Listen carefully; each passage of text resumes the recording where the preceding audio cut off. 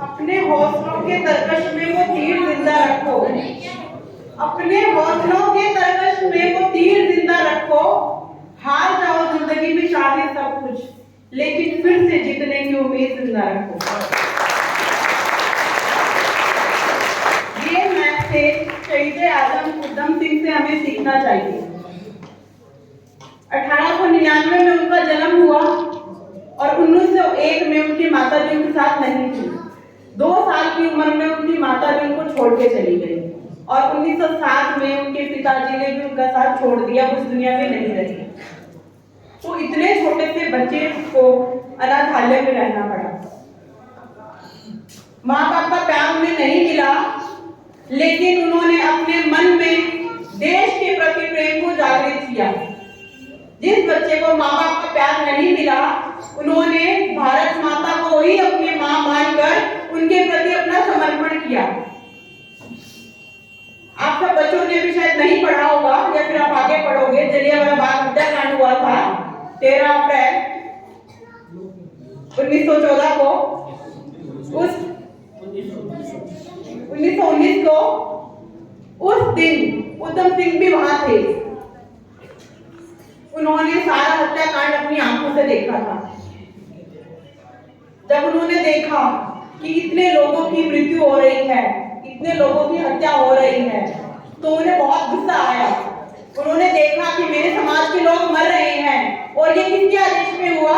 General Dyer के आदेश में हुआ। उस दिन उन्होंने ये बात सोच ली कि मैं जनरल डायर को मार कर अपना बदला लूंगा, और ये मौका मिला उन्हें 1940 में। तब उन्होंने उसको मार कर अपना बदला लिया और इसीलिए उन्हें मौत की सजा हुई 31 जुलाई 1940 को। लेकिन बीच में एक और भी बड़ी बात हुई थी। उधम सिंह ने अपना नाम बदलकर राम मोहम्मद सिंह आजाद रख लिया था। राम मोहम्मद सिंह आजाद, जिसके नाम में चारों धर्म आते हैं। जो हम पढ़ते हैं ना, संविधान पढ़ते हैं, भारत पढ़ते हैं, भारत एक धर्मनिरपेक्ष देश है। पढ़ा है बच्चों ने? भारत एक धर्मनिरपेक्ष देश है। धर्मनिरपेक्ष का मतलब है कि भारत में सब धर्मों के लोग भाईचारे के साथ रह सकते हैं। ये तो पढ़ा होगा, हिंदू मुस्लिम सिख ईसाई सब भाई भाई, ये तो पढ़ा है। इसका क्या मतलब है? इसका मतलब है कोई भी हो, किसी भी धर्म से हो, लेकिन सब भाई के जैसे ही रहेंगे। धर्म से मतलब नहीं होता है। कोई भी धर्म का हो, कोई भी समाज का हो, लेकिन सबको भाई भाई की तरह रहना चाहिए। यही बात है ना? मम्मी यही सिखाती है ना? क्या कहती है मम्मी? भाई बहन को लड़ना नहीं है, ऐसे ही कहती है ना? हाँ, तो यही बात है कि जो भी हम बात करते हैं कि वो माता को मानता है या वो किसी को भी मानता है, कोई भी समाज के लोग हैं, कोई भी धर्म के लोग हैं, सबको भाई भाई की तरह रहना है। ऐसा ही है ना? हाँ, तो कभी झगड़ा नहीं करना है। कोई भी हो, क्लास में हो, स्कूल में हो, सबको कैसे रहना है? भाई भाई की तरह रहना है। झगड़ा नहीं करना है, किसी को मुक्का मार के बदला नहीं लेना है। ठीक है? कोई भी बात हो तो मैडम से कंप्लेन करनी है। ठीक है? समझ गए? हाँ, और जो दूसरी जो बात है वो क्या है? पढ़ाई मन लगाकर करनी है। करनी है ना पढ़ाई मन लगाकर? तो फिर क्या करना है बड़े होके? क्या क्या बनना है? बोलो, 1 बाय 1 हाथ उठा के बोलो, क्या क्या बनोगे? क्या बनोगे? टीचर बनोगे? अच्छा, ओके, नेक्स्ट। हाँ जी, बोलो, क्या बनोगे? डॉक्टर बनोगे? हाँ जी, आईपीएस ऑफिसर बनोगे। तो फिर ये सब कैसे बनेंगे? हम कैसे बनेंगे? सब हम पढ़ाई करके बनेंगे, और पढ़ाई हमेशा मन लगाकर करनी है। कैसे करनी है? हाँ, पढ़ाई हमेशा मन लगाकर ही करनी है, तभी तो डॉक्टर बनोगे। हाँ, तभी तो टीचर बनोगे। और सारी अच्छी आदतें डालनी है। ठीक है? मन लगाकर पढ़ाई करोगे तो बड़े बड़े ऑफिसर बनोगे।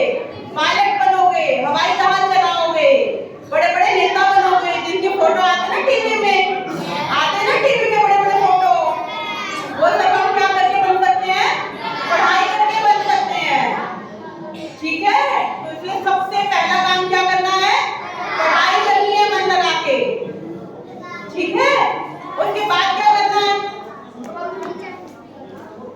उसके बाद क्या करना है, पढ़ाई से पहले भी कोई काम करना है, पढ़ाई से पहले एक और काम करना है, सबको डिसाइड करना है कि हम क्या बनेंगे। जब कुछ सोचोगे तो बनोगे, सोचोगे ही नहीं क्या बनना है तो फिर कैसे बनोगे। सबसे पहले सोचेंगे ना कि हमें ये बनना है और इसके लिए हमें ये पढ़ाई करनी पड़ेगी। तो हमें अपना गोल सेट करना है, अपना टारगेट बनाना है कि हमें ये करना है और इसके लिए हमें ये पढ़ाई करनी पड़ेगी। ठीक समझ में आई बात? और क्या करना है, मम्मी पापा का कहना मानना है, ऐसा ही है ना? कौन मानते हो? सब मानते हो? सारे अच्छे बच्चे आज यहाँ आ गए, वेरी गुड, क्लैपिंग करो अपने लिए। चलो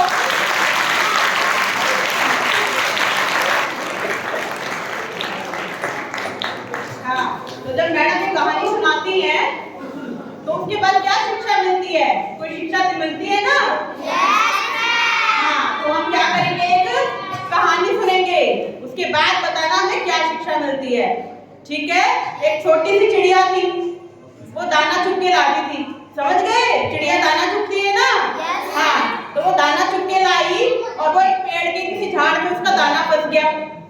ठीक है, तो उसने कहा पेड़ मेरा दाना वापस करो। पेड़ ने कहा छोटी सी चिड़िया, मैं इसकी बात नहीं सुनता। ठीक है, तो पेड़ ने क्या किया, चिड़िया की बात नहीं सुनी। तो चिड़िया गुस्सा हो गई, ऐसे कैसे, दाना भी मेरा और पेड़ मेरी बात नहीं सुन रहा है। तो चिड़िया गई बढ़ई के पास। बढ़ई का मतलब जो पेड़ को काट देगा कुल्हाड़ी से, समझ गए? तो चिड़िया गई बढ़ई के पास, बढ़ई पेड़ मेरी बात नहीं मान रहा है, मेरा दाना वापस नहीं कर रहा है। ठीक है, तो बढ़ई ने कहा पागल है ये चिड़िया, छोटी सी है और खान का पेड़ काटने की बात करती है, एक दाने के पीछे, एक दाना कोई बहुत बड़ी चीज थोड़ी ना होता है। ठीक है, तो बढ़ई ने भी उसकी बात नहीं सुनी, तो वो उदास हो गई। अब मैं क्या करूं? वो गई राजा के पास। राजा बढ़ई मेरी बात नहीं मान रहा है, वो पेड़ नहीं काट रहा, पेड़ मेरा दाना नहीं दे रहा है, मैं क्या करूं? तो राजा कहता चिड़िया को कुछ नहीं हो सकता, ये पागल हो गई है, एक दाने के पीछे पेड़ कटवा रही है, बताओ ऐसे थोड़ी होता है। तो राजा ने उसको डांट के भगा दिया, जाओ यहाँ से, आप पेड़ नहीं काटेंगे। ठीक है, हाँ, तो फिर चिड़िया ने हार नहीं मानी। चिड़िया कहती ऐसे नहीं, मैंने मेहनत करी थी, मैंने दाना अपना चुना था और वो पेड़ मेरा दाना नहीं दे रहा है। ठीक है, फिर क्या हुआ, चिड़िया गई महावत के पास। महावत क्या होता है, जो एक हाथी रखता है। महावत के पास एक हाथी होता है, वो महावत होता है। ठीक है, उसके पास एक हाथी होता है जो हाथी को सारे काम करता है। वो गई महावत के पास कि महावत राजा मेरी बात नहीं सुन रहे हैं, आप उसे हाथी पे मत बैठाना। महावत कहता नहीं चिड़िया, ऐसा नहीं हो सकता, वो तो राजा है, बड़े हैं, मैं तुम्हारी बात नहीं सुनूंगा और मैं राजा को हाथी पे बिठाऊंगा। ठीक है, समझ आई? हाँ, तो चिड़िया फिर उदास हो गई, अब मैं क्या करूं? फिर चिड़िया गई हाथी के पास। ठीक है, हाथी जब राजा तुम्हारे ऊपर बैठेगा ना तो राजा को नीचे गिरा देना। राजा मेरी बात नहीं सुन रहा है, वो पेड़ कटवाने का आदेश नहीं दे रहा है, समझ गए? तो चिड़िया हाथी के पास चली गई कि जब राजा तुम्हारे ऊपर बैठेगा तो तुम राजा को नीचे गिरा देना। तो हाथी कहता नहीं, मैं नहीं गिराऊंगा, चिड़िया तुम्हारे कहने से मैं ऐसा कुछ नहीं करूंगा, मैं तो राजा की ही बात मानूंगा। ठीक है, लेकिन चिड़िया ने हार नहीं मानी। तो चिड़िया ने क्या किया, चिड़िया गई चींटी के पास। ठीक है, और बोला चिट्टी हाथी मेरी बात नहीं मान रहा है, तुम उसकी सूंड में घुस के और उसको परेशान कर। तो चिट्टी कहती है नहीं, मैं नहीं करूंगी, मैं तुम्हारी बात नहीं मानूंगी। तो चिड़िया इतने लोगों के पास गई और चिड़िया की बात किसी ने नहीं सुनी। क्यों नहीं सुनी? क्योंकि चिड़िया तो छोटी सी है, इसीलिए तो चिड़िया छोटी सी है तो उसकी कोई बात नहीं सुन रहा था। ठीक है, लेकिन फिर चिड़िया का दिमाग चला और चिड़िया ने बोला चींटी तो छोटी सी है, इस चींटी को तो मैं मार सकती हूँ। ठीक है। तो चिड़िया ने कहा चींटी, उनका तो मैं कुछ नहीं बिगाड़ सकती, लेकिन तुझे तो मैं अपनी चोंच में उठा के मार सकती हूँ। समझ गए? तो चींटी डर गई कि चिड़िया और तो कुछ हो ना हो, लेकिन मुझे जरूर मार देगी। तो फिर चींटी भाग भाग के कहाँ गई? हाथी के पास। कि हाथी हाथी, या तो तू राजा को गिरा दे, नहीं तो फिर मैं तुझे परेशान करूंगी। हाथी कहते नहीं नहीं, मुझे परेशान नहीं करना, मैं राजा को गिरा दूंगा। हाथी गया राजा के पास कि राजा राजा, मैं आपको गिराऊंगा जब आप मेरे ऊपर बैठोगे।